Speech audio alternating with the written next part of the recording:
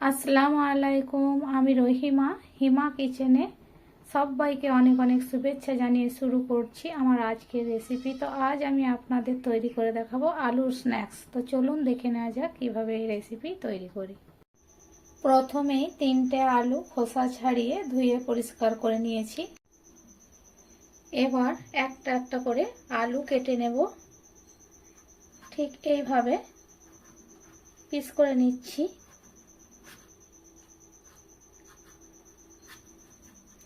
আমি খুব একটা ছুরিতে অভ্যস্ত নই, তবুও আপনাদেরকে দেখানোর জন্যে আমি ছুরি দিয়ে আলুর পিসগুলো করে নিচ্ছি।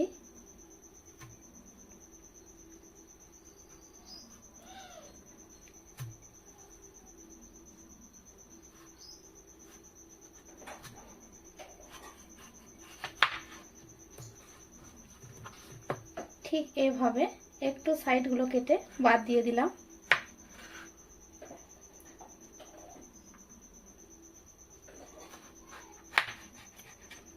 এরকম সাইজ করে আলুগুলো কেটে নিচ্ছি।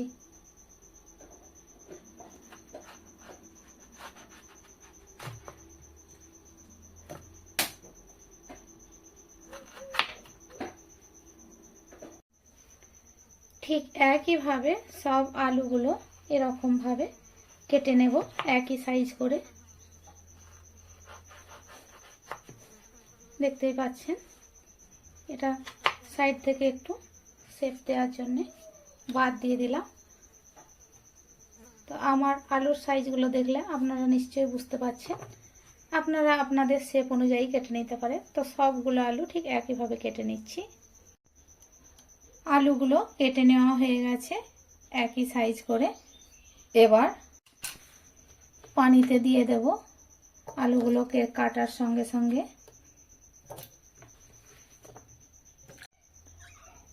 1 থেকে 2 বার পানি বদলে এগুলো পরিষ্কার করে ধুয়ে নেব। খুব ভালোভাবে 1 থেকে 2 বার পরিষ্কার করে ধুয়ে নিয়েছি। আর দেখতেই পাচ্ছেন পানিটি কত পরিষ্কার ও স্বচ্ছ। এবার একটা ছাঁকনি নিয়ে নিয়েছি, এর মধ্যে আলুগুলো দিয়ে পানি ঝরিয়ে নেব। এবার এটাকে সরিয়ে রাখবো। আবারও একটা বাটি নিয়ে নিয়েছি, এখানে নিয়ে নেব কাশ্মীরি লঙ্কার গুঁড়ো 2 চামচ,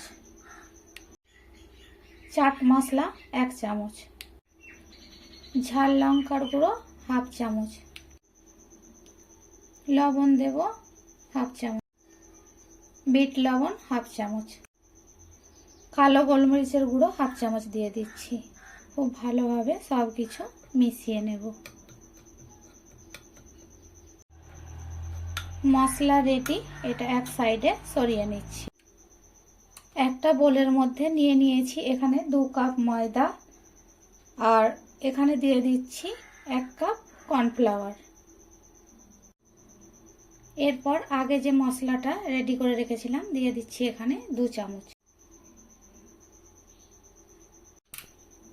শুকনো উপকরণগুলো মিশিয়ে নেব।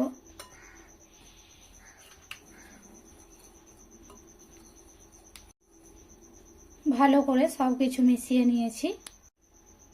এবার অল্প অল্প পানি দিয়ে একটা ব্যাটার তৈরি করে নেব।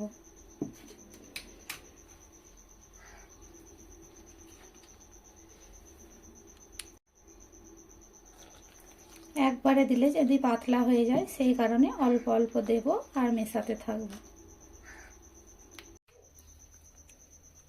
ঠিক এইভাবে ব্যাটারটা আমি রেডি করে নিয়েছি, দেখতেই পাচ্ছেন। একটু লক্ষ্য করলে বুঝতে পারবেন ব্যাটারের ঘনত্বটা। তো ব্যাটার রেডি হয়ে গেছে। এবার একটা সাইডে এটা সরিয়ে নেব। আবারও একটা প্লেটে ময়দা নিয়ে নিয়েছি, এখানে দিয়ে দিচ্ছি 1/2 চামচ লবণ, দিয়ে দেব 1 চামচের 4 ভাগের 1 ভাগ গোলমরিচের গুঁড়ো। খুব ভালোভাবে এগুলো মিশিয়ে নেব। সব কিছু মিশিয়ে নিয়েছি। এবার এটাও একটা সাইডে সরিয়ে নেব। আচ্ছা, এখানে আলুটা আমি একটা ছাঁকনির মধ্যে রেখে দিয়েছিলাম, দেখতেই পাচ্ছেন আলুটা পুরোপুরি শুকিয়ে গেছে। হাতে 1 ফোঁটাও পানি লাগছে না। এবার একটা আলু নিয়ে নিয়েছি। কর্নফ্লাওয়ার ও ময়দার মিশ্রণের মধ্যে আলুটা কোট করে নেব।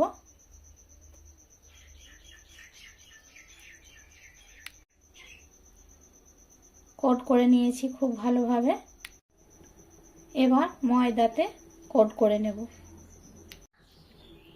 কয়েকটা আলু আমি নিয়ে নিয়েছি আর এভাবে ময়দার উপরে রেখে দিলাম।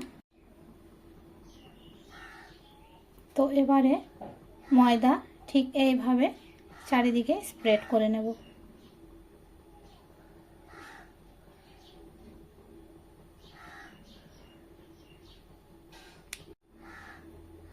এইভাবে কোট করে নিয়ে সরাসরি তেলেতে ভেজে নেব।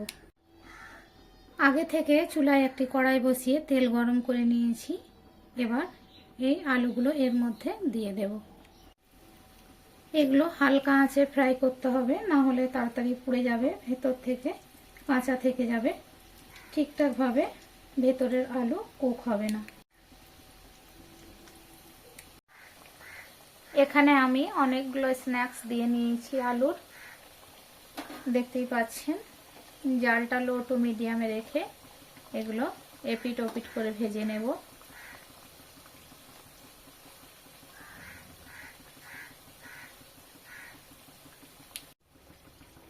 দশ থেকে 15 মিনিট খুব ভালোভাবে লো আঁচে ধৈর্য নিয়ে ভেজে নিয়েছি।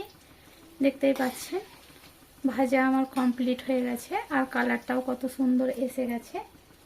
এবার তেল ঝরিয়ে তুলে নেব।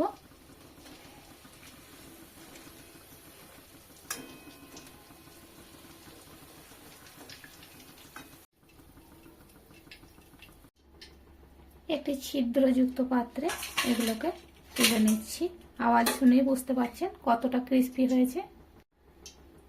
এবার আগে থেকে যে মশলা তৈরি করে রেখেছিলাম এর মধ্যে ছড়িয়ে দেব।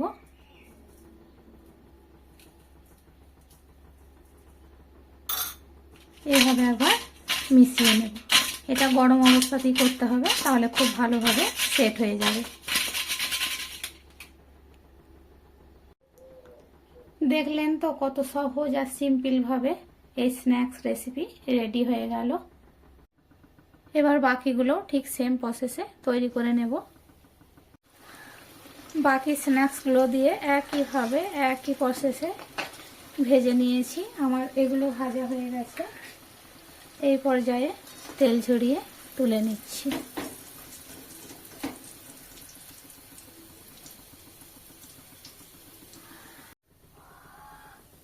দেখলেন তো কত সিম্পল আর কত ইজিভাবে এই স্ন্যাক্সগুলো ভেজে তুলে নিলাম।